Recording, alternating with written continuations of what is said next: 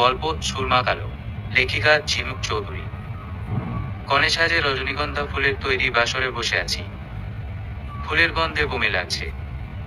মাথার রোগ দ্বীপ দ্বীপ করে লাফাচ্ছে। দুনিয়ার সব কিছুই অসহ্য লাগছে।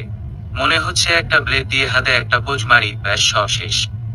খুব ভালো শিক্ষা হবে জোর করে বিয়ে দেবার। বিশেষ করে ছোট চাচি। বিদায়ের সময় ছোট চাচির কানে বলে এসেছি, আমি এতিম বলেই এমনটা করতে পারলে। আসলেই তো আমি এতিম বলে আমার কোনো মূল্যই রইল না। আমার মা ছোটবেলায় মারা গেছে। আব্বা আর এরপর বিয়ে করেননি। আমার কথা ভেবে যে করেননি তা না, ব্যবসা থেকে সময় বের করতে পারেননি। তবে আব্বাও আমার 16 বছর বয়সে হঠাৎ করেই মারা যান। জেলা শহরে আমাদের বেশ বড় দোকান আছে। ব্যবসায়ী হিসাবে আমাদের পরিবারের বেশ নামডাক। আমার 3 চাচা ও চাচাতো ভাইয়েরা সবাই ব্যবসাতেই জড়িত। আমাদের পরিবারের মেয়েরা বড় হয় বিয়ে, বাচ্চা পালন, সংসার এসব মাথায় নিয়ে। এ পরিবারে যারা বিয়ে হয়ে আসে তারাও সংসার মাথায় নিয়ে আসে। পড়াশোনা চাকুরি তো প্রশ্নই আসে না। তাই বলে কেউ অসুখী না। আমার চাচা কিংবা ভাইয়েরা বউদের যথেষ্ট ভালোবাসে ও সম্মান করে। মোট কথা মোটামুটি রক্ষণশীল যৌথ পরিবার আমাদের। সবাই সুখী, সবাই মিলেমিশে আছে। এ পরিবারে আমি একমাত্র ব্যতিক্রম ছিলাম। বাপ মা নাই বলে কোনোদিন অবহেলা হয়নি, কিন্তু কেন জানি আমি বিয়ে আর সংসারী জীবনের সবকিছু তা মেনে নিতে পারিনি। মেয়েদের কলেজের শুরুতেই এ পরিবারে বিয়ের পাত্র দেখা শুরু হয় এবং 1 বছরের মধ্যেই বিয়ে হয়ে যায়। কিন্তু আমি অনার্স সেকেন্ড ইয়ার পর্যন্ত পড়তে পেরেছি অনেক ঝুঁকি ঝামেলা সামলে। অবশ্য আমাকে পুরো সাপোর্ট দিয়ে সব সময় আগলে রেখেছিল আমার ছোট চাচি। অথচ এই ছোট চাচি অনেকটা জোর করে সবাইকে রাজি করায় এখানে বিয়ের ব্যাপারে। কেন এমন করলো ছোট চাচি? ছোট চাচি আমার চেয়ে বয়সে 7-8 বছরের বড়, কিন্তু উনার পরম যত্নে আর সহযোগিতায় আমি উনাকে বন্ধু ভাবতাম, মায়ের জায়গা দিয়েছিলাম। অথচ উনি কি করলো? মেজ চাচির মেয়ে লিনা আমার চেয়ে ছোট, কিন্তু বিয়ের উপযুক্ত। ওকে বিয়ে দিলে সে কখনোই না করতো না। কিন্তু আমাকেই কেন দিল? আমি এতিম বলে? হ্যাঁ, সেটাই। কারো কথা বাদ দিয়ে আমাকে এখানে বিয়ে দেওয়ার একমাত্র কারণ পাত্র দেখতে কালো। হয়তো শ্যামলা, কিন্তু আমাদের পরিবারে শ্যামলা মানেই কালো। আমরা সবাই ফর্সা বলা চলে, চাচা চাচি, ভাই বোন, ভাবি দুলাভাই সবাই। আমাদের পরিবারে কোনো কালোর ছিটে ফোটা নেই। সেখানে আমাকে কেন তারা কালোর সাথে বিয়ে দিল? ছেলে শুধু বড় ব্যবসায়ী বলে। উফ, কিছু ভালো লাগছে না। আমি ঠিক করলাম এ বাড়িতেই আমি থুকে থুকে মরবো, কিন্তু আর কোনোদিন বাপের বাড়ি যাব না, কখনো না। আর যাবই বা কেন, কে আছে আমার ওখানে? হঠাৎ দরজা ঠেলে আমার স্বামী রুমে ঢুকলো। ওকে দেখেই আমার মুখ শক্ত হয়ে গেল। উফ, এই কালো লোকটা কি আমাকে এখন জড়িয়ে ধরবে? তাহলে আমি নিশ্চিত ওর মাথা ফাটিয়ে দেব। গোল্লায় যাক আমার পরিবারের মান সম্মান। দরকার হলে আমি আত্মহত্যা করব। লোকটা আমাকে এক পলক দেখেই চোখ নামিয়ে নিল। রাশেদ রুমে ঢুকে নাজিরাকে এক পলক দেখেই চোখ নামিয়ে নিল। এক পলকেই নাজিরার শক্ত মুখ দেখল রাশেদ। বিছানার পাশে রাখা চেয়ারে বসে রাশেদ বলল, তুমি চাইলে শাড়ি গহনা চেঞ্জ করে আসতে পারো। অনেক সময় ধরে পড়ে আছো, নিশ্চয়ই হাঁসফাঁস লাগছে। নাজিরা ঝট করে নেমে ব্যাগ থেকে কাপড় নিয়ে বাথরুমে ঢুকে গেল। রাশেদও নিজের পাঞ্জাবি পাজামা বদলে ট্রাউজার টি শার্ট পরে নিল। আমি হাত মুখ ধুয়ে বের হয়ে দেখি আমার স্বামী মানে রাশেদ জামা কাপড় বদলে বিছানার কোনায় জুবুথুবু হয়ে বসে আছে। যেন সে একটা অপরিচিত পরিবেশে বেড়াতে এসেছে। ওর অস্বস্তি দেখে আমার মনে কেন জানি স্বস্তি আসে। আমি কখনোই লাজুক বা ভীতু প্রকৃতির মেয়ে নই। চঞ্চল, উচ্ছল আর যথেষ্ট বুদ্ধিমতী। যে কোনো পরিস্থিতিতে নিজেকে সামলে নিতে জানি। রাশেদের জুবুথুবু ভাব দেখে আমি সজাগ ভঙ্গিতে বিছানায় গিয়ে পা তুলে বসি। রাশেদ আমার দিকে না তাকিয়েই বলে, তুমি এ বিয়েতে রাজি ছিলে না আমি জানি। আমি কিছু না বলে তীক্ষ্ণ দৃষ্টিতে রাশেদের দিকে তাকাই। রাশেদ বলতে থাকে, আমার বিয়ের প্রস্তাবে তোমার চাচারা আমাকে নিয়ে দ্বিধায় ছিল।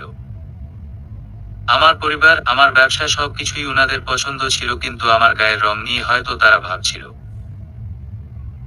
তোমরা তো সবাই অনেক বেশি সুন্দর। জানো, তখন আমার খুব আফসোস হয়েছিল। আমি কালো এই জন্য নয়, আমার আফসোস ছিল তুমি কেন এত সুন্দরী, কেন এত ফর্সা। আমি তোমাকে যেদিন দেখেছিলাম ওই দিনই পছন্দ করেছিলাম। আমি মনে মনে মুখ বাঁকালাম। দেখা মাত্রই পছন্দ করেছেন, রূপ দেখে আবার আফসোস করছেন কেন এত সুন্দরী হলাম। কত যে ঢং জানে ছেলেরা। রাশেদ বলল, তুমি হয়তো ভাবছো তোমার সৌন্দর্যে যে কেউ তোমাকে পছন্দ করবে। আমি কিন্তু তোমাকে অন্য কারণে পছন্দ করেছিলাম। আমি একটু চমকে তাকাই। অন্য কি কারণ হতে পারে? রাশেদ বলতে থাকে, তোমার পরিবারের দিদার কথা জেনে আমি আর রিস্ক নেইনি। তোমার ছোট চাচির সাথে আলাপ করি, সেই বাকি সব ঠিক করে। জানি না তোমার চাচি আমার সম্পর্কে তোমাকে কিছু বলেছে কিনা, কিন্তু আমাকে তোমার সম্পর্কে সবই বলেছে।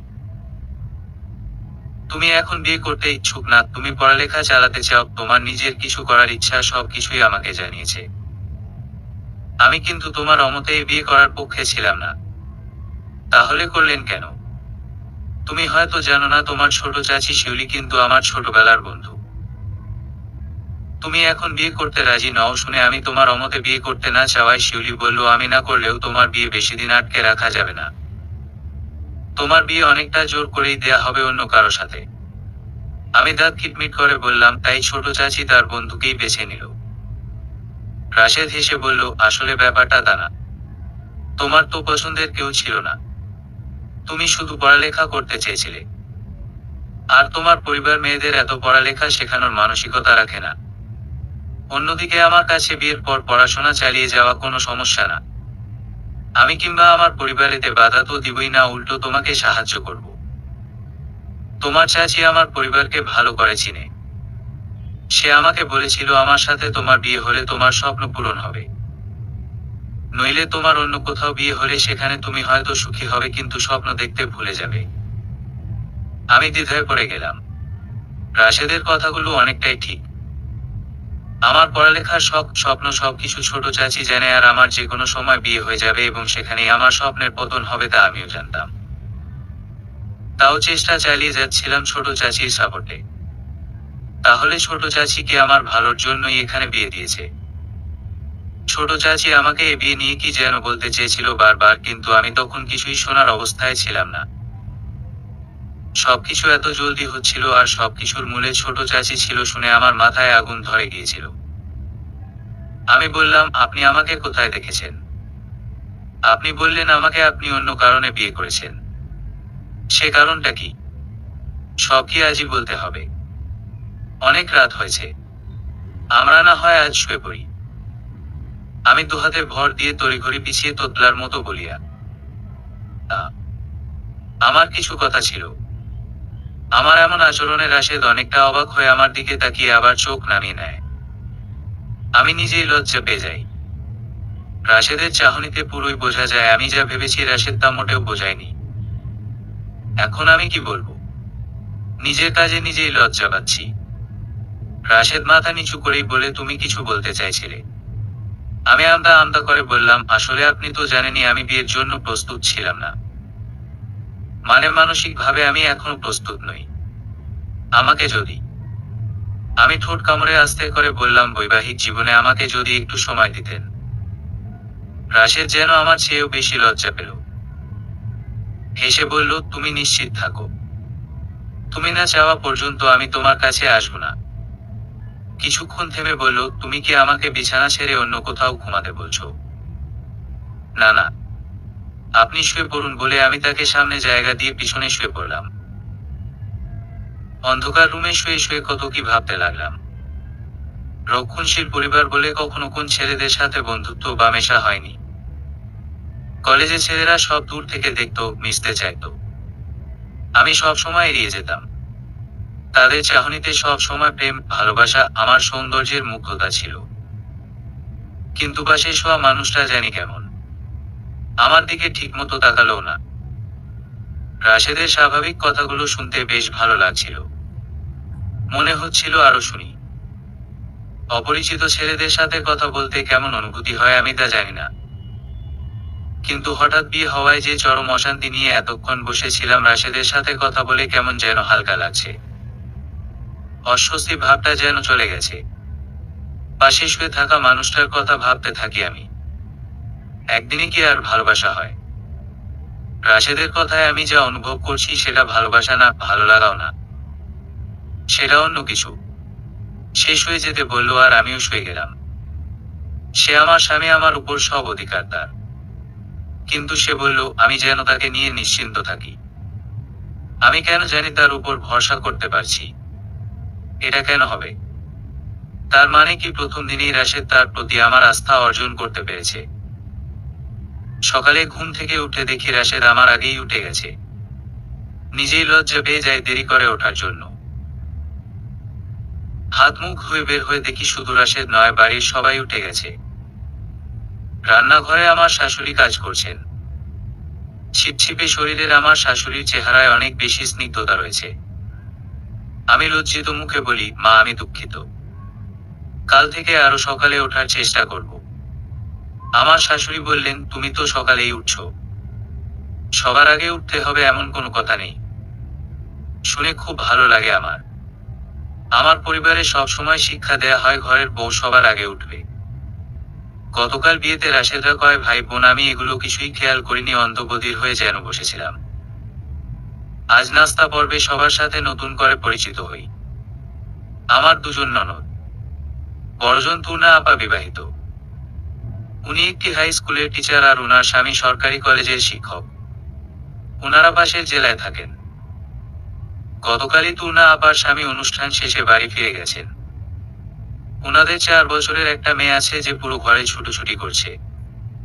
আর ছোট ননদ স্বর্ণা যে এবার এইচএসসি দিবে। বড় দেবর রায়হান ভাই ঢাকা মেডিকেলে পড়ে, আর ছোট দেবর রবিন আমার বয়সী ঢাকা ভার্সিটি পড়ে। সবাই বেশ আন্তরিক কিন্তু অনেক বেশি চুপচাপ। সবার থেকে বেশি চুপচাপ মনে হয় তাদের বড় ভাই, মানে আমার স্বামী রাশেদ। এ পরিবারের সবাই অনেক পড়ুয়া, যা আমার প্রথমেই খুব ভালো লেগেছে। আমার পরিবারের ছেলেরা পড়াশোনা করে শুধু ব্যবসা সামলানোর জন্য, আর মেয়েরা করে মিনিমাম শিক্ষিত বোঝানোর জন্য। তবে আমার বাপের বাড়ি আর শ্বশুর বাড়ি দুই পরিবারই অনেক বেশি চুপচাপ, নিরিবিলি। কিন্তু আমি মোটেও চুপচাপ মেয়ে না। আমি অনেক বেশি কথা বলি আর অনেক বেশি হাসাহাসি করি। এর জন্য আমার পরিবারে সব সময় বড়দের ধমক আর ভাইদের শাসন শুনতে হয়েছে আমাকে। খুব ভালো করেই বুঝছি এখানেও এর বিপরীত কিছু হবে না, হয়তো ধমক খেয়েই চলতে হবে। নতুন বউ হিসাবে রাশেদ আমার প্রতি আলাদা কোন আধিক্যতা দেখাচ্ছে না। আমি যেন এ পরিবারের নিয়মিত একজন সদস্য। ব্যাপারটা আমার বেশ ভালোই লাগছে। স্বর্ণা এসে বলল, ভাবি পার্লারে যাবে না? দুপুরে মেহমান সব চলে আসবে তো। আমি রাজি হলাম না। আমার পরিবারে কখনো পার্লারে যাওয়ার পারমিশন নেই। তাছাড়া আমার নিজেরও পার্লারের সাজগোজ ভালো লাগে না। আজ আমার বউভাত। বিয়ে নিয়ে আমার মাথায় যে নেতিবাচক মনোভাব ছিল তা কেন জানি আজ আর নেই। আমি নিজেকে পরিবারের সাথে মানিয়ে নেয়ার চেষ্টা করছি। হয়তো গতরাতে রাশেদের কথাগুলো আমার গরম মাথা ঠান্ডা করে দিয়েছে। আর আমার পড়াশোনায় যদি কোন বাধাই না থাকে, তবে আমি কিসের জন্য যুদ্ধের প্রস্তুতি নিব? বৌভাতের অনুষ্ঠানের জন্য আমি নিজের মতো করে সেজে নিলাম স্বর্ণার সাহায্য নিয়ে। রাশেদের মধ্যে দুবার রুমে এসেছে। সে অনেক ব্যস্ত। নিজের মতো রুমে ঢুকে কি যেন নিয়ে চলে গেল। আমার দিকে তাকালো না। আমি আজ গোলাপি রঙের হালকা কারুকাজ করা কাতান শাড়ি পরেছি। শাড়িটা আমার বেশ পছন্দ হয়েছে। যে কিনেছে তার রুচি প্রশংসনীয়। শাশুড়ি মা কপালে আদর দিয়ে কাজল টিকা দিয়ে গেছেন নজর না লাগার। স্বর্ণা জড়িয়ে ধরে বলেছে, তোমার গায়ের রঙের সাথে শাড়ির রং তো পুরো মিশে গেছে। উফ, ভাবি তুমি এত সুন্দরী। ভাইয়া এর জন্যই তোমাকে পছন্দ করেছে রীতিমতো পাগল হয়ে। আমি মনে মনে বলি, তোমার ভাইয়া তো উল্টো, কেন আমি এত সুন্দরী সে আফসোস করেছে। অন্য কি কারণে বিয়ে করেছে তাও জানলাম না। সবাই যেখানে আমার রূপের প্রশংসায় পঞ্চমুখ, সেখানে রাশেদ যেন আমাকে দেখার সময় পায় না। আমি মনে মনে গজাতে থাকি। মানলাম আমি সময় চেয়ে নিয়েছি, কিন্তু সে তো পুরুষ মানুষ। সুন্দরী বউকে একবার দেখবেও না। কেমন মানুষ সে? আমার বাবার বাড়ির লোকজন চলে এসেছে, তবে ছোট চাচি আসেনি। উনার নাকি শরীর খারাপ করেছে। আমি জানি বিদায়ের সময় বলা আমার কথায় উনি খুব কষ্ট পেয়েছেন, এজন্য আর আমার সামনে আসতে চাননি। চাচাতো বোন আর ভাবিরা আমার রুমে বসে বাসরাতে করণীয় কর্ম নিয়ে ঠাট্টা মশকারি শুরু করেছে। ওদের কথা শুনে আমার গা জ্বলা শুরু হয়েছে। স্বর্ণা তো কান লাল করে পালিয়েছে। স্বর্ণার সামনে আমার নিজেরও খুব অস্বস্তি হচ্ছিল। আমার পরিবারে স্বর্ণার বয়সী মেয়েরা বিয়ের জন্য পুরোই প্রস্তুত থাকে, কিন্তু স্বর্ণা এখনো ইচড়ে পাকা হয়ে ওঠেনি। কেন জানি আমার কাছে নিজের পরিবারের মানুষদেরই বিরক্ত লাগছিল, অন্যদিকে শ্বশুর বাড়ির মানুষদের সৌহার্দ্যপূর্ণ আচরণে তাদেরকে অনেক বেশি সহনশীল ও স্বস্তিদায়ক লাগছিল। ফিরুনির সময় আমি বেঁকে বসলাম যাব না বলে। বড় চাচি আর ভাবিরা বুঝাতে ব্যর্থ হয়ে চাচাদের পাঠালেন। বড় চাচা ও মেজো চাচা রুমে এসে আমার কাছে বসলেন। ছোট চাচা ভেজানো দরজায় দাঁড়িয়ে রইলেন। রাশেদের বাড়ির কেউ যেন জানতে না পারে আমাদের কথোপকথন। বড় চাচা বললেন, নাজিলা আমাদের উপর রাগ করে এখন বাড়ি যেতে চাইছো না মা? আমি চুপ হয়ে রইলাম। মারে, কাল সারা রাত আমি চোখের পাতা এক করতে পারিনি। তুমি বিদায় বেলা এক ফোঁটা কাঁদনি।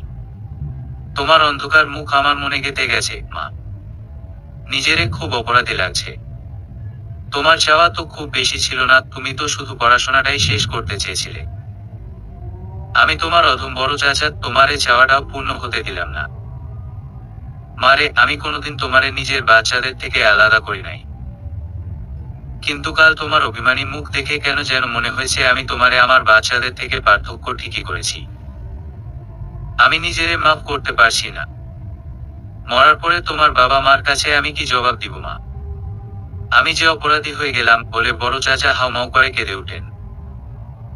আমি আর নিজেকে ধরে রাখতে পারিনি, বড় চাচাকে জড়িয়ে ধরে কাঁদতে থাকি। বহু বছর ধরে যেন আমি কাঁদছি।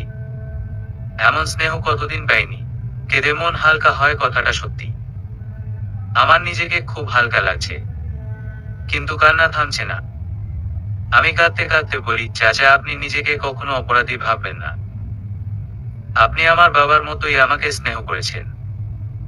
পরিবারের সবার কাছ থেকেই আমি অনেক ভালোবাসা পেয়েছি। বড় চাচা বললেন, আমাদের উপর অভিমান রাখিস না মা। চল আমাদের সাথে, এটাই নিয়ম।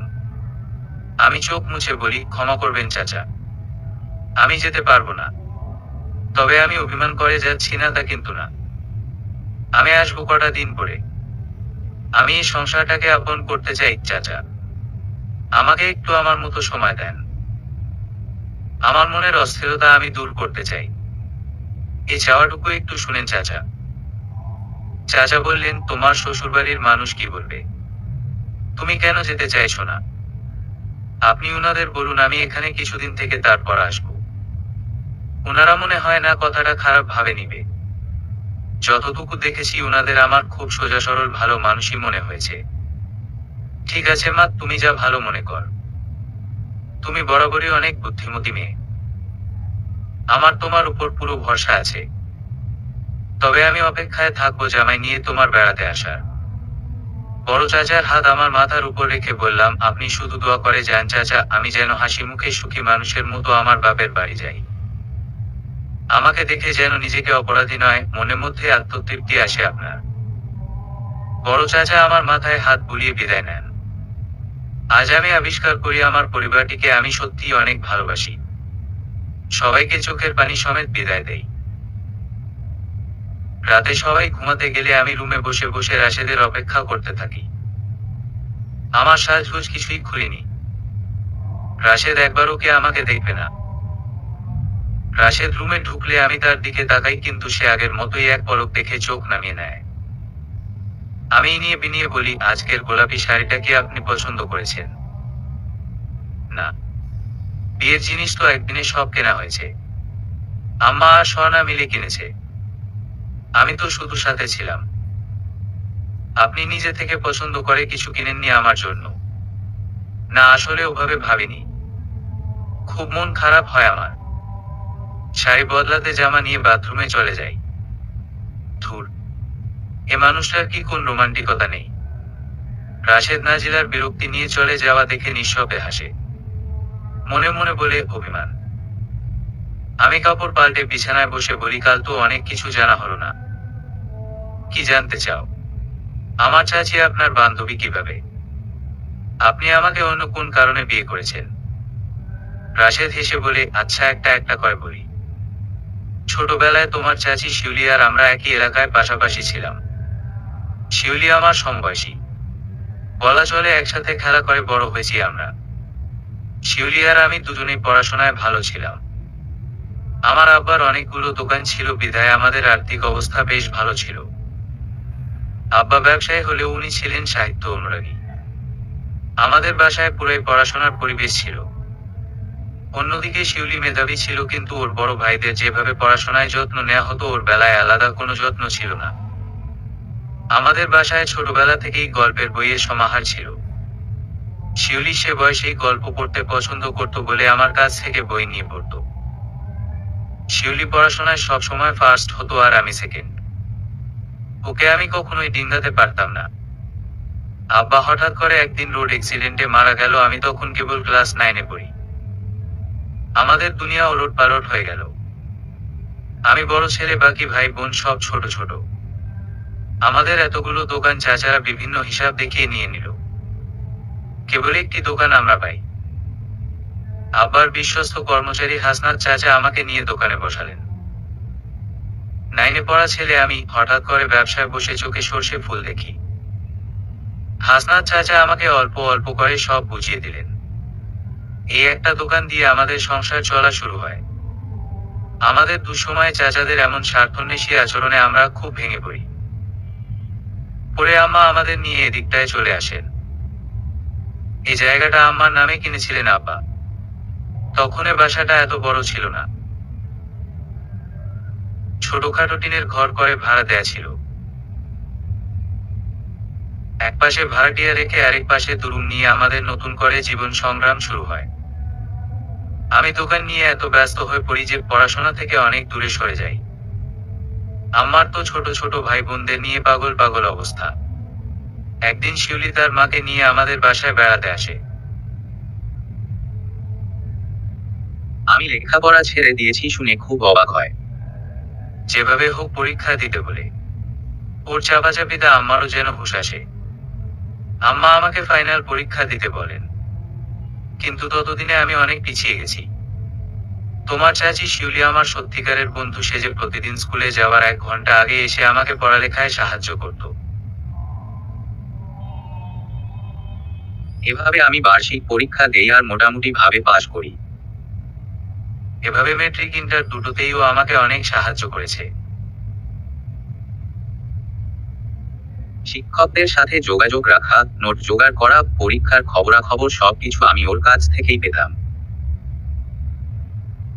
ইন্টার পাশের পর শিউলির তোমার চাচার সাথে বিয়ে হয়ে যায়। আমাকে সাহায্য করার আর কেউ থাকে না। ততদিনে অবশ্য আমি অনেক গুছিয়ে নিয়েছি নিজেকে, ব্যবসাকেও। বাইরে গিয়ে ভার্সিটি পড়া আমার সম্ভব ছিল না। ছোট ভাই বোনদের দায়িত্ব ছিল আমার উপর। তাই আমি স্থানীয় কলেজ থেকে অনার্স কমপ্লিট করি। এখন আমার ব্যবসা আলহামদুলিল্লাহ অনেক বড়, ভাই বোনগুলোকে মানুষ করতে পেরেছি। তবে আমার জীবনে শিউলির অবদান ভোলার মতো না। আবার দেখো, আমার জীবনে তোমাকে পাওয়ার ক্ষেত্রেও কিন্তু শিউলি আবার বন্ধুর মতো অবদান রাখলো। আমি গলা নামিয়ে বললাম, স্বর্ণা বলেছে আপনি নাকি আমাকে পাগল হয়ে বিয়ে করেছেন। রাশেদ হেসে উঠল। ওরকম কিছু না। আসলে আমার জন্য ওরা অনেক পাত্রী দেখেছিল, কিন্তু আমি সব মানা করে দিতাম। সেখানে তোমার ব্যাপারে আমি নিজে থেকে আগ্রহ নিয়ে ওদের জানালাম। তারপর তোমার পরিবার দ্বিধায় ছিল বলে আমি শিউলিকে দিয়ে আবার প্রস্তাব দিলাম। আমার এমন আচরণে ওরা সবাই হয়তো ধরে নিয়েছে আমি তোমার প্রেমে পাগল হয়েছি। আমার কেন জানি খুব আনন্দ লাগছিল। আনন্দিত মুখখানা গম্ভীর রাখার বৃথা চেষ্টা চালিয়ে ঢং মেরে বললাম, শেষ কথা তো তাই দাঁড়ালো, আপনি আমাকে পাগল হয়ে বিয়ে করেছেন। রাশেদ যেন লজ্জা পেল। মৃদু হেসে বলল, আমি তোমাকে বিয়ে করতে চেয়েছি ঠিকই, তবে যতটুকু নিজের জন্য তার চেয়ে বেশি আমার পরিবারের জন্য। মানে কি? ওনারা তো আমাকে বিয়ের আগে দেখেনি। তাহলে সবই কি আজ জানতে হবে? ওটা কদিন পর বলবো। আজ ঘুমাও। সারাদিন অনেক খাটাখাটুনি গেছে। রাশেদ পাশ ফিরে শুয়ে পড়ল। আমারও ক্লান্তিতে ঘুম চলে আসলো। আমার শ্বশুরবাড়িতে আমি খুব সুন্দর মিশে গেছি। এ পরিবারের মানুষগুলো চুপচাপ হলেও আমার গল্প ওরা মুগ্ধ হয়ে শুনে। সবাইকে আমার বেশ পছন্দ হয়েছে। ড্রয়িং রুমে একটা বড় বুকশেলফ রাখা, তাতে থরে থরে গল্পের বই। ওটার দিকে তাকালেই আমার চোখ চকচক করে ওঠে। স্বর্ণা এইচএসসি পাশ করে মেডিকেলের জন্য কোচিং করবে। কোচিংয়ে ভর্তির সব খবরাখবর রাখা রায়হান ভাইয়ের দায়িত্ব। আমার পড়াশোনায় কোনো সাহায্য লাগবে কিনা রবিন জিজ্ঞেস করে। আমাকে পড়াশোনা নিয়ে যেখানে যুদ্ধ করতে হতো সেখানে এখানের পরিবেশ পুরোই ভিন্ন। সবকিছুই স্বপ্ন স্বপ্ন মনে হয় আমার কাছে। এখানের মানুষগুলো যেমন অনেক বেশি সাবলীল, তেমনি অনেক বেশি উদার। পরিবার থেকে যদি স্বাধীনতা পাওয়া যায় তবে হয়তো মন থেকেই দায়বদ্ধতা চলে আসে সে স্বাধীনতাকে সম্মান দেয়া। এ পরিবারে আমাকে কেউ বলে না আমার কি করা উচিত, কি করা উচিত না। কিন্তু আমি নিজে থেকেই আগ্রহের সাথে তাদের সাথে মিশে যাচ্ছি। তাদের রঙে নিজেকে রাঙিয়ে নিচ্ছি। শ্রদ্ধা জন্মাতে বড় ছোট লাগে না। এ পরিবারের সবার উদারতায় মা থেকে ছোট স্বর্ণা সবার প্রতি আমার শ্রদ্ধাবোধ জন্মাচ্ছে। যা মায়ের গাঢ় বন্ধন তৈরি করছে। আজ তুনা আপা আর রায়হান ভাই চলে যাবেন। তুনা আপার ছুটি শেষ আর রায়হান ভাই শুধু বিয়ে উপলক্ষে কদিনের জন্য এসেছিলেন। তুনা আপাকে বিদায়ের বেলা আমি বললাম, আপনারা সবাই অনেক ভালো মানুষ। তুনা আপা হেসে উত্তর দিলেন, তুমিও অনেক ভালো মেয়ে। না হলে আমাদের ভালো গুণগুলো তোমার চোখে পড়তো না। আর তুমি যে একটা লক্ষ্মী ভাবি হবে তা আমরা আগে থেকেই জানতাম। নইলে রাশেদ ভাই এত পাগল হয়ে তোমাকে বিয়ে করতে চাইতো না। আমি লজ্জা পেয়ে যাই। সবাই বলছে রাশেদ আমাকে পাগল হয়ে বিয়ে করতে চেয়েছে। কিন্তু কেন? সুন্দরী বলে তো না। তবে কেন?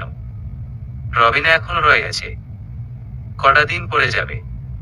রবিনা আমার সমবয়সী হওয়ায় ওর সাথে আমার বেশ ভালো বন্ধুত্ব হয়ে গেছে। এর মধ্যে আমি জেনে গেছি রবিন 6 মাস ধরে প্রেম করছে। শর্ত হচ্ছে কাউকে বলা যাবে না।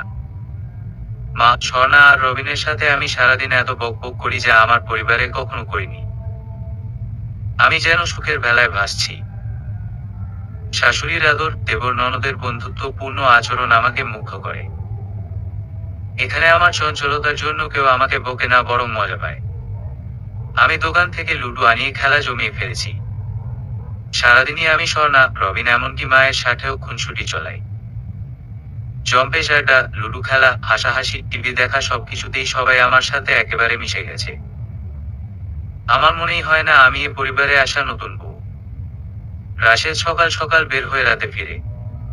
মাঝে দুপুরে এসে একবার খেয়ে যায়। খাওয়ার সময় আমার বকবক হাসাহাসি চলতে থাকে আর সে সব সময়ের মতো চুপচাপ মিটিমিটি হাসে। আমি ইদানিং রাশেদকে আও চোখে, সোজা চোখে, ঘুম ঘুম চোখে, কত চোখে দেখি। এখন তো মুগ্ধ চোখেও দেখি। রাশেদের হাসিটা খুব সুন্দর। মাথায় এলোমেলো চুল আর খাড়া নাকে মাথা নত করে যখন মিষ্টি হাসি দেয় তখন যে কেউই তাকে ভালোবেসে ফেলবে। ওর গায়ের রংটা কেমন জানি বেশ সুন্দর। ওর চেহারার সাথে পুরোই মানানসই। নিজেরই মন খারাপ হয় যখন মনে পড়ে রাশেদ কালো বলে আমার কত দুঃখ হচ্ছিল বিয়ের দিন। কি করব, ভাবিগুলো সারাক্ষণ কানের কাছে কালো জামাই বলে কুনকুন করছিল। অথচ এখন মনে হয় আমার সব ভাই দুলাভাইদের মাঝে রাশেদের চেহারার তীক্ষ্ণতা যেন সবার আগে নজর কাটবে। আর আমার ভাইগুলো তেমন লম্বা না, সেদিকে রাশেদ বেশ লম্বা, সুঠাম দেহ। সব মিলে ওর সুরমা কালো রংটাই ওর চেহারার মাঝে এক পুরুষালী তেজস্বিতা এনে দিয়েছে। আচ্ছা, আমি কি রাশেদকে ভালোবাসি? কি জানি, আমি বুঝি না ভালোবাসার অনুভূতি কি। তবে রাশেদের প্রতি একটা টান অনুভব করি। দুপুরেও কখন আসবে সেটার অপেক্ষায় থাকি। আর রাতটা তো আমার সবচেয়ে প্রিয় মুহূর্ত। রাতে আমি কত প্রশ্ন করি আর রাশেদ একটা একটা করে গুছিয়ে উত্তর দেয়। আমি ঘুরিয়ে ফিরিয়ে বেহায়ার মতো খালি রাশেদের চোখে আমার প্রতি মুগ্ধতা কেমন তা জানতে চাই। আর রাশেদ ততই এমন প্রশ্ন এড়িয়ে অন্যান্য গল্প করে। আমি কলেজ বদলে এখানে ভর্তি হব কিনা, কবে থেকে ক্লাস করা শুরু করব, দরকার হলে আমাকে ওর সাথে করে আমার কলেজে দিয়ে আসবে কিনা, পড়া শেষে কি করার ইচ্ছা, কত কথা। আমার লেখাপড়া চালানোর এতদিনের যুদ্ধ যেন এখানে একেবারে ডালভাত। বরং এখানে পড়াশোনায় অবহেলা করলে উল্টো জনে জনে সবার বোকা খেতে হবে। কিন্তু রাশেদের সাথে পড়াশোনার গল্প করতে আমার একদম ইচ্ছা করে না। আমার ইচ্ছা করে রাশেদের মুখে শুনতে আমার চোখগুলো কেমন, আমার চুলগুলো, আমার হাসি, আমার সবকিছু শুনতে। কিন্তু না, সে তো আমার দিকে তাকায় না। রাশেদ রাতে তাড়াতাড়ি শুয়ে পড়ে, আমি জেগে থাকি। অন্ধকারে জেগে জেগে আমি ওকে কতভাবে যে দেখি। এই ঘুমন্ত মানুষটার মন পড়তে খুব ইচ্ছা করে। রাশেদ রাতে তাড়াতাড়ি শুয়ে পড়ে, তাই উঠে খুব ভোরে। নাজিলা তখনও ঘুমে আচ্ছন্ন থাকে। প্রতিদিন রাশেদ ভোরের মিষ্টি আলোতে মন ভরে নাজিলাকে দেখে। ঘুমন্ত নাজিলাকে অনেক বেশি স্নিগ্ধ লাগে। নাজিলা দেখতে অনেক বেশি সুন্দরী, এতটা সুন্দরী যে বেশিক্ষণ তাকিয়ে থাকা যায় না। বেশিক্ষণ তাকালে চোখ জ্বলে, সাথে মনও। রাশেদের খুব ইচ্ছে করে একবার নাজিলার গাল ছুঁয়ে দিতে, চুলগুলোয় হাত বুলিয়ে দিতে। কিন্তু সে নিজেকে সংযত রাখে। নাজিলা যদি কখনো টের পায় তবে খুব রাগ করবে। হয়তো রাশেদের প্রতি আস্থা হারিয়ে ফেলবে, যা রাশেদ কোনোভাবেই হতে দিবে না। আজ বিকাল থেকে কারেন্ট নেই। সন্ধ্যার পরেও আসার নাম নাই। কাজ শেষে আমরা সবাই বাড়ির সামনের সিঁড়িতে বসে খোলা আকাশের নিচে আড্ডা দিচ্ছিলাম। আমরা সবাই মানে আমি, মা আর স্বর্ণা। রবিন 6 দিন আগে চলে গেছে। পূর্ণিমার চাঁদ আকাশে। আমি কখনো গান শিখিনি, আমার গানের গলাও মোটামুটি। তাতে কি, এমন পূর্ণিমার রাতে লাজ শরম নিয়ে ভাবলে হয়। আমি গান ধরি, আমার সাথে সাথে স্বর্ণাও গায়। আমি একটার পর একটা গান গেয়ে যাই। স্বর্ণা বলে, ভাবি যেন আম্মা অনেক ভালো গাইতে পারে। অমনি আমি মাকে চাপাচাপি করতে থাকি। অবশেষে মা গান ধরেন, লালনের গান। এত সুন্দর গলা মায়ের, ওনার কণ্ঠে এত দরদ, পুরো পরিবেশটা কেমন যেন হয়ে ওঠে। হঠাৎ রাশেদকে আসতে দেখে মা থেমে যান। রাশেদ বলে, আম্মা থেমো না, কতদিন পর গান করছো, গাও প্লিজ। মা আবার গাইতে শুরু করেন। রাশেদ মায়ের কাঁধে মাথা রেখে চুপ হয়ে বসে থাকে। পূর্ণিমা রাতের নীরবতা ফুলে মা গান গাইছেন আর আমি রাশেদকে দেখে কষ্ট পাচ্ছি। ওর চোখের কোণে চকচক করা পানি আমাকে রক্তাক্ত করছে। খুব ইচ্ছে করছে ওর পাশে বসে ওর হাত ধরে বলি, আমি আছি তোমার পাশে। হঠাৎ কারেন্ট চলে আসায় অন্ধকারের আবেগময় পরিবেশের ছন্দপতন হয়। রাশেদের হাতে 3টে প্যাকেট ছিল, আমরা তাকেও খেয়ালই করিনি। রাশেদ বলল, সবার জন্য কিছু জামা কাপড় কিনেছি, দেখতো পছন্দ হয় কিনা। আমি বললাম, আগে খাওয়া দাওয়া শেষ করি, তারপর না হয় আরাম করে দেখব। আমি টেবিলে খাবার দিতে উঠে যাই। টেবিলে খাওয়া সাজিয়ে এসে দেখি মায়ের মুখ ভার। কি কারণ বুঝতে পারি না। খাওয়া শেষে কাপড় দেখার কথা মা রাশেদ কেউই বলে না, তাই আমিও আর সাহস করি না। বিছানায় রাশেদ যখন ঘুমানোর প্রস্তুতি নিচ্ছিল আমি বললাম, আজ আপনার চোখে পানি দেখলাম। কেন? রাশেদ কিছুক্ষণ চুপ থেকে তারপর ভাবুক মনে বলল, আজ কত বছর পর আম্মা গাইলেন। আব্বা মারা যাবার পর আমাদের পরিবার অনেক কষ্টে উঠে দাঁড়িয়েছে, কিন্তু এ পথ অতিক্রম করতে গিয়ে আমরা হাসতে ভুলে গেছি। আজ আমরা সবাই স্ব অবস্থানে আছি, কিন্তু কোথায় যেন আমাদের মনের আনন্দ হারিয়ে গেছে। তুমি আমার কাছে জানতে চেয়েছিলে না আমি কি কারণে তোমাকে বিয়ে করেছি। আজ বলছি, আমি তোমাকে প্রথম দেখেছিলাম একটা হলুদের অনুষ্ঠানে। শিউলির চাচাতো ভাইয়ের বিয়ে উপলক্ষে তুমি তোমার চাচির সাথে এই শহরে এসেছিলে। আমি সাধারণত এসব অনুষ্ঠানে যাই না। শিউলি বাবার বাড়ি বেড়াতে এসেছে শুনে সময় বের করতে করতে শেষে ওই দিন শিউলির সাথে দেখা করতে গিয়েছিলাম। অনুষ্ঠান শেষে তখন সবাই ছড়িয়ে ছিটিয়ে গল্প করছিল। আমি শিউলির অপেক্ষায় একা একটা চেয়ারে বসেছিলাম। হঠাৎ বয়স্ক মহিলাদের আসর থেকে হাসির শব্দ পাই। ওখানে চোখ গেলে সব বউ নারীদের মাঝে হাস্যোজ্জ্বল তোমার মুখ দেখতে পাই। তুমি ওখানে কি জানি বলছিলে আর সবাই হাসতে হাসতে একজন আরেকজনের গায়ে ঢলে পড়ছিল। ওখান থেকে কিছুক্ষণ পর তুমি সরে বাচ্চাদের সাথে খেলতে শুরু করলে। আমি বসে বসে তোমার কীর্তি দেখতে থাকি। আবার কিছুক্ষণ পর তুমি তোমার সমবয়সীদের সাথে মিশে গল্প করতে থাকলে। পুরোটা সময় আমি শুধু তোমাকে আর তোমার আনন্দটাকে দেখেছি। তুমি কেমন জানি নিজে আনন্দ করছো, আবার সবার মাঝে সে আনন্দ বিলিয়ে দিচ্ছ। তখন থেকে আমার মনে তুমি গেঁথে যাও। আমার মনে হয় আমি এমনই একজনকে আমার জীবনে চাই, যে সব সময় আনন্দে থাকবে আর সবাইকে আনন্দ বিলিয়ে বেড়াবে। আমার এই নিরানন্দ পরিবারকে আবার প্রাণ খুলে হাসতে শেখাবে। বিয়ে নিয়ে আমার তেমন কোন ভাবনা ছিল না কখনো। আমি শুধু চেয়েছিলাম আমি যাকে বিয়ে করব সে যেন আমাকে অনুভব করে আর আমার পরিবারের মানুষগুলোকে মূল্যায়ন করে। সে যেন শুধু আমার স্ত্রী নয়, আমার জীবনসঙ্গিনী হয়। তোমাকে দেখে কেন জানি আমার মনে হয়েছিল আমার জীবনসঙ্গী হবার সব গুণ তোমার আছে। আমি মুগ্ধ হয়ে রাশেদের কথাগুলো শুনছিলাম। জানো না জিলা, তুমি আমাকে নিরাশ করনি। বিয়ের পর প্রতিদিন ঘরে ফিরে বাসার পরিবেশ দেখে আমার কি যে তৃপ্তি লাগে। স্বর্ণার হাসি খুশি মুখ, প্রবীণের সাবলীল ব্যবহার আর আম্মার মুখের প্রসন্ন হাসি যে কি আনন্দ দেয় আমাকে। তোমাদের লুডু খেলা, একসাথে হইচই করে টিভি দেখা, প্রবীণের প্রেম নিয়ে তোমার আড়ালে বসে ফিসফিস আলোচনা, সবকিছুই আমার ভালো লাগে। আর আজকে মায়ের গান গাওয়া দেখে তোমাকে বোঝাতে পারবো না তুমি এ পরিবারে কি নিয়ে এসেছো। এ পরিবারে তুমি যেন আনন্দের ছন্দ তুলে দিয়েছো। এ কদিনে সবাই তোমাকে অনেক অনেক ভালোবেসে ফেলেছে। রাশেদের কথাগুলো শুনতে আমার কি যে ভালো লাগছিল। মনে হচ্ছিল আনন্দে আমি নাচি। রাশেদ আমাকে এত খেয়াল করে অথচ কিছুই বুঝতে দেয় না। আমি যেখানে সব সময় আমার চঞ্চলতার জন্য আমার পরিবারে এত বকা খেতাম, চাচি ফুপুরা বলতো সংসার জীবনে আমার কপালে দুঃখ আছে, সেখানে আমার এই চঞ্চলতার জন্যই রাশেদ আমাকে পছন্দ করেছে। এ পরিবারের সবাই আমাকে ভালোবাসে। আমার আমিকে যেন আজ নতুন ভাবে আবিষ্কার করি। আমি আমার বেহায়া মন নিয়ে রাশেদকে প্রশ্ন করি, সবাই আমাকে ভালোবাসে? সবাই। রাশেদ বুদ্ধিমান ছেলে। সে বুঝতে পেরে মুচকি হাসে, কিন্তু উত্তর দেয় না। আমিও নিজের বেহায়াপনায় লজ্জা পেয়ে প্রসঙ্গ ঘুরিয়ে বলি, আজ কি কাপড় আনলেন যে মায়ের মুখ ভার হয়ে গেল? আমাকে তো দেখালেনই না। রাশেদ বলল, আম্মা তোমার জন্য আনা শাড়িটা দেখে মন খারাপ করেছে। কেন? আম্মা আর স্বর্ণাটা দামি আর তোমারটা কম দামি বলে তুমি মন খারাপ করবে, তাই আম্মা পুরো ব্যাপারটা চেপে যান তোমার কাছে।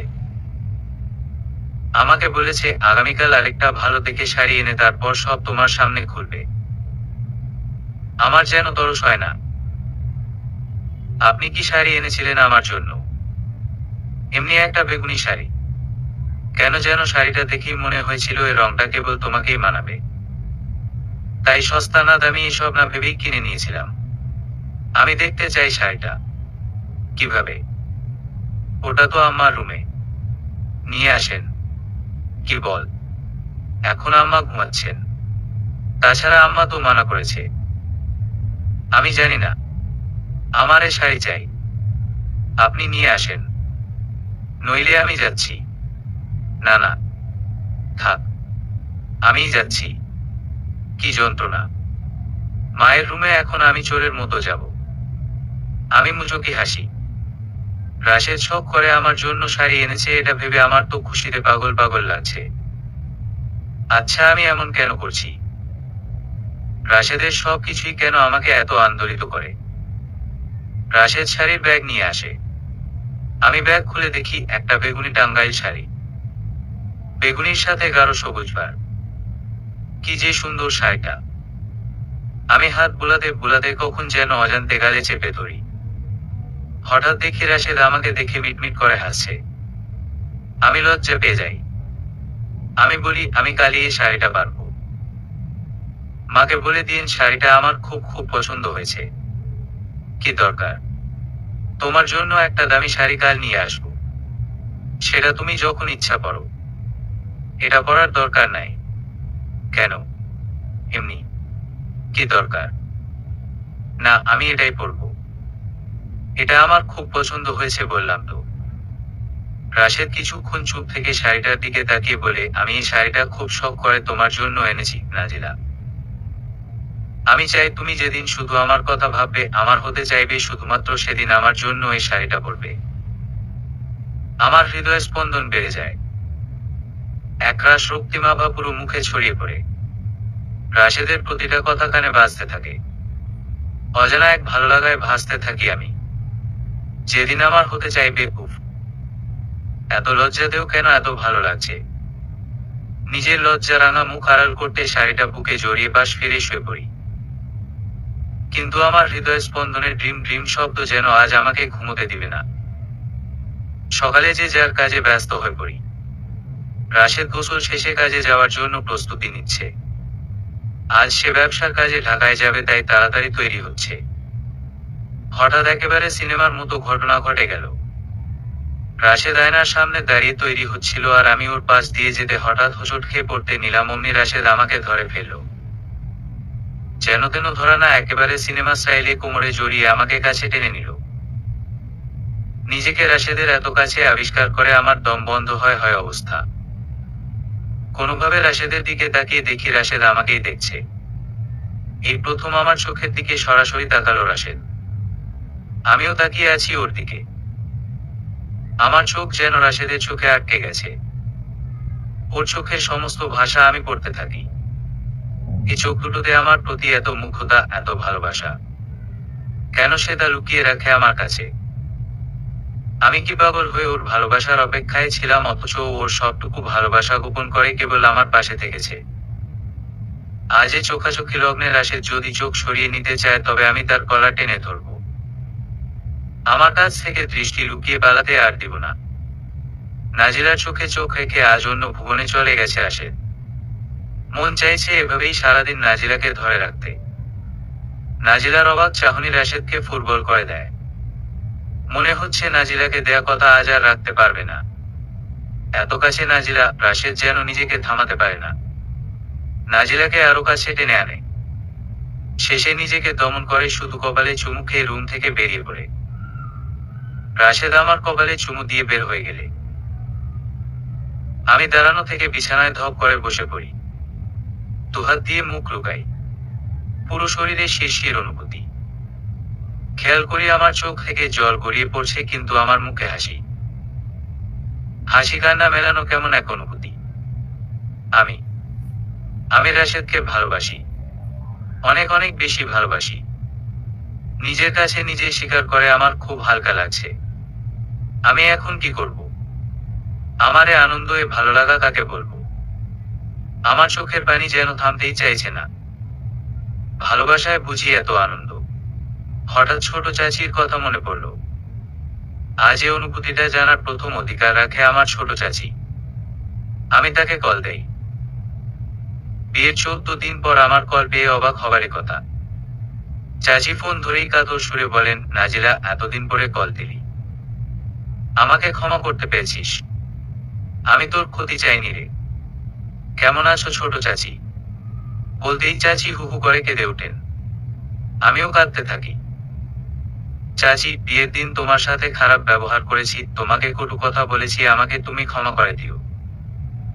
তুমি আমাকে কেন এখানে বিয়ে দিয়েছো তা আমি বুঝে গেছি। আমি জীবনে এত ভালো, এত মনের মতো শ্বশুরবাড়ি পাবো আমি তা কখনোই ভাবিনি। এর পুরো কৃতিত্বই তোমার চাচি। চাচি আস্তে করে বলে, রাশেদকে কেমন লেগেছে? তুই ওকে আপন করে নিতে পেরেছিস। ও কিন্তু অনেক ভালো ছেলে নাজিলা। আমি ইচ্ছা করে মুখে ভারী ভাব এনে বলি, হ্যাঁ, আমি রাশেদের বিবাহিতা স্ত্রী। আমার তো তাকে মেনে নিতেই হবে। এভাবে বলছিস কেন? তুই একটু মনের চোখ দিয়ে দেখ নাজিলা। রাশেদ তোকে অনেক সুখে রাখবে। চাচি, সংসারে একে অন্যকে ধারণ করা খুব স্বাভাবিক, কিন্তু একে অন্যকে না ছুঁয়েও পাশাপাশি থেকে নীরবে ভালোবেসে যাওয়া সম্পূর্ণ ভিন্ন অনুভূতি। ভালোবাসার এ অনুভূতি আমি রাশেদের কারণে অনুভব করেছি চাচি। কাগজে কলমে আমরা স্বামী স্ত্রী হয়েছি 14 দিন আগে। কিন্তু জোর করে অধিকার আদায় না করে কিভাবে ভালোবাসা জেতা যায় তা আমি রাশেদের কাছ থেকে শিখেছি। আমি এখন শুধু ওর স্ত্রী নই, ওর জীবন সঙ্গিনী। মুচকি হেসে ফিসফিস করে আমি বলি, চাচি, আমি তোমার বন্ধুর প্রেমে পড়ে গেছি। আমি রাশেদকে অনেক বেশি ভালোবেসে ফেলেছি। চাচি আনন্দের হাসি হেসে বললেন, আমি জানতাম তোরা আর রাশেদের খুব সুন্দর ভালোবাসার জুটি হবে। আজ আমি অনেক খুশি রে। আচ্ছা চাচি, তুমিও তো পড়াশোনায় অনেক ভালো ছেলে। তোমারও নিশ্চয়ই অনেক স্বপ্ন ছিল, তুমি কি ছোট চাচাকে নিয়ে সুখী? ছোট চাচি হেসে বললেন, তুই নিজেকে সবার সাথে গুলিয়ে ফেলিস না। তোর স্বপ্ন আলাদা, আমার স্বপ্ন আলাদা। আমি পড়াশোনায় ভালো ছিলাম, কিন্তু আমার স্বপ্ন ছিল সুন্দর একটা সংসার। তোর ছোট চাচা আমাকে সে সংসার দিয়েছে, সম্মান ও ভালোবাসা দিয়েছে। আমি সুখী হব না কেন? এক একজনের স্বপ্ন এক এক রকম, প্রাপ্তির সুখও এক এক রকম। বুঝলি?